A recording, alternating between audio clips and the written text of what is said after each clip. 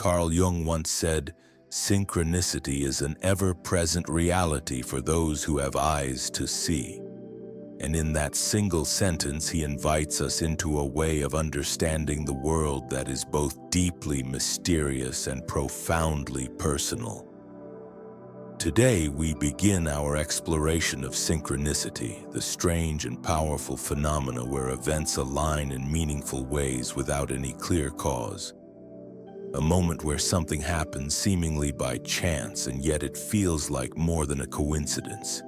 It feels like a message, like a sign, like the universe itself is speaking.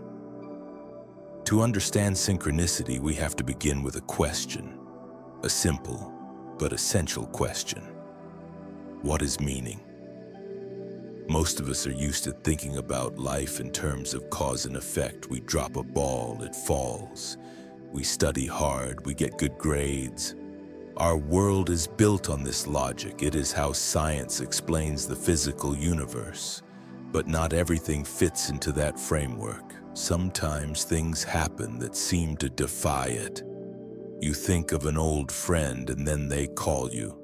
You pick up a random book and it speaks directly to a question you've been struggling with. You dream of a symbol and then see it later in real life. These events are not linked by cause, but by meaning. And that is what Jung called synchronicity. It's important to understand that Jung was not trying to reject science. He was trained as a medical doctor and a psychiatrist. He respected reason. But he also knew that human life is more than logic, that we live not only in a world of matter, but in a world of symbols, emotions, dreams, and intuitions. And sometimes things happen that touch us in ways that science cannot explain. They strike us in the heart. They awaken something inside. They open a window into a deeper reality. Jung came to the idea of synchronicity through his work with patients. Over and over, he noticed that when people were going through deep transformations, emotional breakthroughs, spiritual awakenings, psychological healing, there would be these strange coincidences. Events that lined up perfectly with their inner state. Not because one caused the other, but because they were somehow connected by a larger order, an invisible pattern, a hidden intelligence. And this brings us to the core of what synchronicity is. It is a bridge between the inner world and the outer world, a moment when what's happening inside of you is mirrored by what's happening outside, as if the boundary between your mind and the universe briefly dissolves, as if the two are dancing together in harmony. And when this happens, it feels powerful. It feels alive. It feels like something greater is at play. Now let's take a moment to slow down and really feel what that means. Because in a world dominated by data, statistics, and algorithms, we are not often encouraged to trust this kind of experience. We are told to focus on what is measurable, on what is repeatable, on what can be proven. But life is not only made of those things. Life is also made of poetry, of mystery, of moments that move the soul, and synchronicity lives in those moments. Let's consider an example. Imagine a person who has been feeling lost. They've been questioning the direction of their life. They've been asking deep questions about meaning, purpose, identity. And then, one day, they walk into a bookstore. A single book catches their eye. It's not one they were looking for, but they open it, and on the very first page they find a passage that speaks directly to their heart. Not just in a general way, but in a precise, uncanny way, as if it was written just for them. This is a moment of synchronicity. Or think about someone who's been dreaming about a symbol, a lion, for example. They don't know why, but the dream keeps coming. Then one day they meet a stranger wearing a lion pendant. They talk, and that conversation changes something in their life. It gives them clarity. Direction healing. That is synchronicity too. These moments are not random, they are meaningful, and the meaning is not imposed by the intellect. It is felt deeply, intuitively. The mind may not understand it right away, but the heart does. Jung believed that these events point to the existence of a deeper order in the universe. Not a mechanical order, but a symbolic one. A kind of psychic field where everything is connected, not just physically, but spiritually. He called this the unus mundus, the one world, where psyche and matter are not separate, but two aspects of the same reality. Now you might wonder, how is this different from superstition, from wishful thinking? That's a fair question. And the answer lies in the attitude you bring. Synchronicity is not about forcing meaning where there is none. It is not about turning every coincidence into a sign. It is about listening, paying attention, being open to the possibility that the world is more connected than it seems. It is a humble way of seeing, not controlling but observing, not demanding but receiving. Synchronicity is subtle. It does not shout, it whispers. And to hear it, you must quiet the noise inside, a guide, and through it, life itself becomes meaningful. So in this first part of our journey, we've explored the basic nature of synchronicity, what it is, how it feels, and why it matters. In the next part, we will go deeper. We'll explore how synchronicity works in practice, how it shows up during times of transformation, and how you can begin to recognize it more clearly in your own life. We will look at dreams, symbols, and the language of the unconscious. We'll explore stories of real synchronicities, and we'll begin to see how these mysterious moments are not interruptions to life, but expressions of its deepest truths. Now that we've explored the essence of synchronicity, let's take a step deeper. We understand that synchronicity is a meaningful coincidence, a moment when the inner world and outer world reflect one another without a causal connection. But how does it actually show up in real life? And more importantly, how can we begin to recognize these moments and respond to them with clarity and wisdom? To begin, we must return to Carl Jung's idea of individuation. Individuation is the process of becoming your true self. It's not about becoming perfect. It's not about becoming someone else. It's about becoming whole. And the journey to wholeness requires that we explore all the parts of ourselves, even the hidden ones. As we walk this path, synchronicities often arise. They don't happen at random. They tend to occur at pivotal moments when we're standing at a crossroads facing a major decision or experiencing a deep inner transformation. Jung noticed that synchronicities show up more frequently when the unconscious mind is active, when we are in emotional pain, when we are in a state of deep questioning, or when something long buried is ready to surface. At such times, the unconscious does not only speak through dreams, it also reaches out through the world around us, through a phrase overheard in passing, through a symbol that keeps appearing, through a meeting that feels destined. These are not signs in the superficial sense. They are not magic tricks.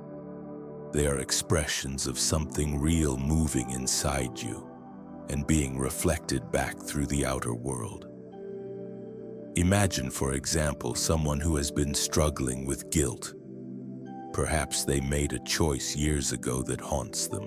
They haven't spoken about it, but it lingers in the background of their mind. Then one day they watch a film they weren't planning to watch. And in the story, the main character is forced to confront a past mistake. When you are repressing something, fear, anger, grief, you are cut off from the unconscious. But when you open to those feelings, you open to synchronicity, because the unconscious begins to move, and the outer world starts to mirror that inner movement. Let's take another example. A woman is going through a divorce. She feels lost.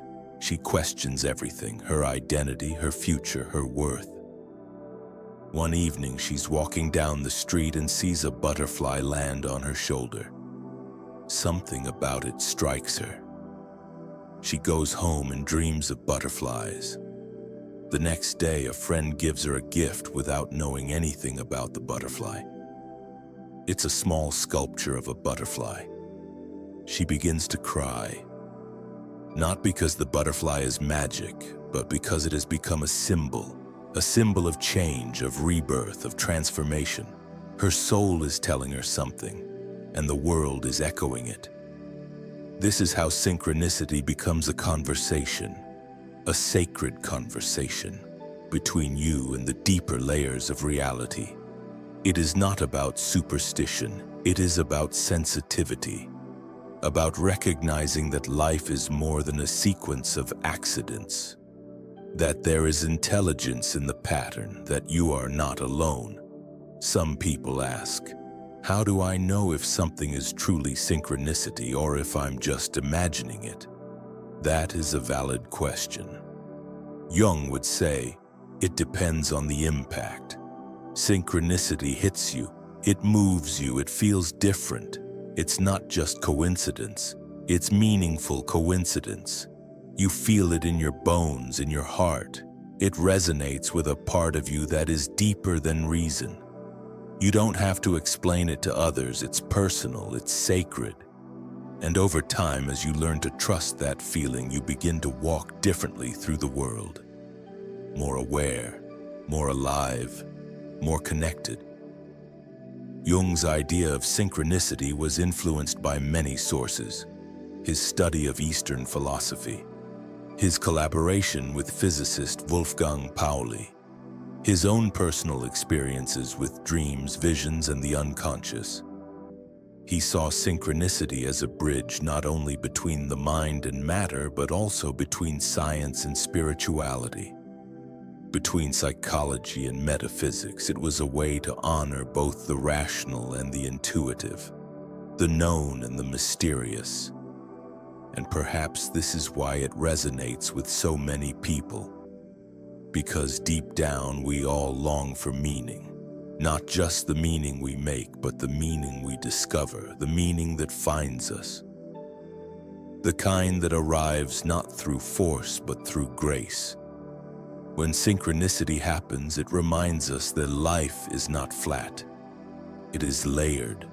That reality is not cold and mechanical, but alive and responsive.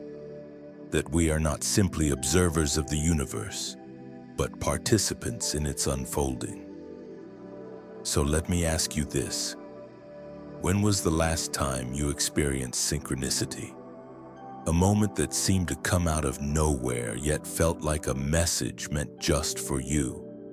What did it reveal? How did it change you? These are not questions to answer quickly. Let them sit. Let them open something in you. Because the more you reflect, the more you begin to see the hidden threads. And those threads, when followed, lead you deeper into yourself. In the next and final part of this series, we will explore how synchronicity can become a practice.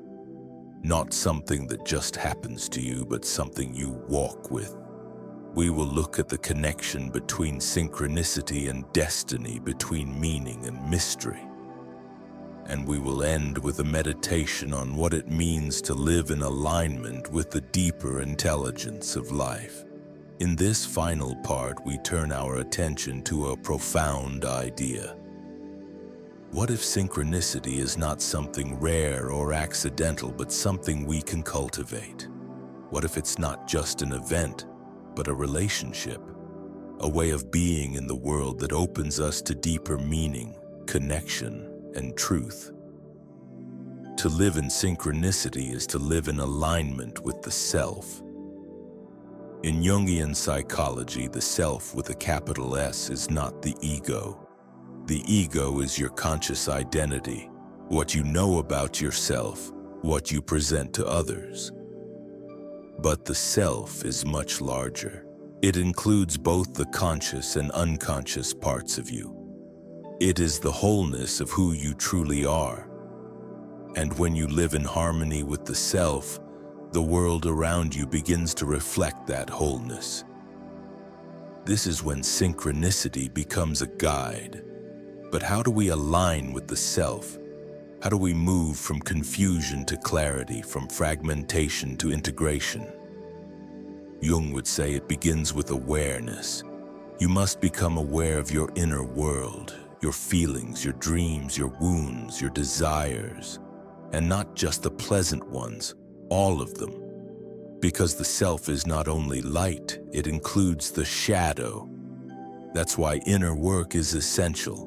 Therapy, dream analysis, journaling, honest self-reflection. These are the tools that help you understand yourself more deeply. And the deeper you go, the more the unconscious opens up. And when it opens, synchronicity begins to emerge more often. You might notice that you think of someone and then they call. You might feel drawn to a book that ends up answering a question you didn't know how to ask. You might dream of a symbol and then see it in waking life the next day. These are not coincidences, they are signs that you are in touch with the greater reality within you. But be careful not to force it. Synchronicity cannot be controlled. It cannot be manufactured. It arises naturally when the conditions are right, when you are receptive, humble, and willing to listen. It is a gift, not a technique. That said, there are ways to become more attuned to it. One of the most important is to live with intention. Ask yourself, what am I seeking? Not on the surface, but in my soul? What truth do I long to uncover? What part of myself is waiting to be realized? When you ask these questions sincerely, life begins to respond because you are engaging with it on a deeper level. You are not just moving through life mechanically. You are relating to it as a living mystery. Another practice is silence. In silence, the noise of the world fades and the voice of the soul becomes clearer. Go for walks without your phone. Sit quietly in the morning. Listen to your breath. Feel your emotions. Let the thoughts come and go. And in that stillness, you may begin to notice patterns, repeating symbols, nudges, whispers. Also, pay attention to your dreams.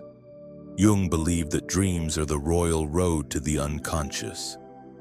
They are messages from the self. They are not random, they are meaningful. And often they contain the same symbols that show up in synchronicities. That's because both dreams and synchronicities come from the same source, the deeper self. Write down your dreams. Reflect on them. Don't try to interpret them too quickly. Let them speak to you over time and see how they connect to your waking life. You may be surprised by how often your inner world and outer world echo each other. There is also something to be said about trust. Trusting that the universe is not indifferent, that your life has meaning, that you are being guided, not by something outside of you, but by something within you that is vast, ancient, and wise. Many people today feel disconnected. They feel empty, anxious, lost. One reason for this is that they no longer see life as meaningful. They feel alone in a random universe. But synchronicity reminds us that life is not random, that it is alive, that it is speaking to you, and that if you learn how to listen, you will find your path. Jung once said, "The unexpected and incredible belong in this world. Only then is life whole." This is what synchronicity offers, a chance to make life whole again, to restore the connection between inner and outer, between soul and world. Let's reflect on how synchronicity relates to purpose. We often ask, what is my purpose? What am I meant to do? But we ask it as if the answer is far away, hidden in some future event. Jung would say the answer is already present, it's just hidden in the unconscious, and synchronicity is how it tries to reach you. Your purpose is not just a career, it's not a role, it's a way of being, a way of living that is true to your deepest self. And as you move toward that truth, synchronicities appear. They support you, they affirm your steps, they guide you when you are uncertain. But they also challenge you. Not all synchronicities are comforting. Some are difficult. Some reveal truths you've been avoiding, because growth requires discomfort, and the self is not interested in keeping you comfortable. It is interested in making you whole. This is where courage comes in. The courage to face yourself, to accept what you see, to change what needs to be changed, to step into the unknown. And as you do, synchronicity becomes a companion, not a map, but a compass, not a guarantee, but a guide. Let's end with a story. A man was feeling stuck in life. He had a job, a home, a routine, but he felt empty. Something was missing. One night, he had a vivid dream of a mountain. He was climbing it, struggling, but he felt alive. The next day, he saw a magazine on the bench. On the cover was the same mountain from his dream. Inside was an article about a hiking trail nearby. He felt a pull and decided to go. On that hike, he met someone who became a mentor. That mentor helped him uncover a passion he had buried. That passion led to a new path in life. This is not fiction. It is the kind of story that people all over the world experience, not every day. Not in dramatic ways, but often enough to know it's not random, it's real, and it's sacred. So if you feel a sense of meaning in something, pause. If a symbol keeps appearing, pay attention. If life seems to be whispering, listen. You are not imagining it. You are being invited into a deeper relationship with yourself, with life, with the mystery. Carl Jung gave us a gift, the gift of language, to describe what so many of us have felt but didn't know how to express. He showed us that the psyche is not an isolated island. It is part of the world. And the world is part of the psyche. In this view, you are not just walking through life. Life is walking through you. You are not separate from the mystery. You are an expression of it. And so the power of synchronicity is this. It awakens you to the sacred dance between the inner and outer worlds. It reminds you that you are not alone, that your life has meaning, and that the path to wholeness is not only within you, it is also all around you, waiting to be seen. Stay open, stay aware, and trust the signs. They may be the voice of your soul calling you home.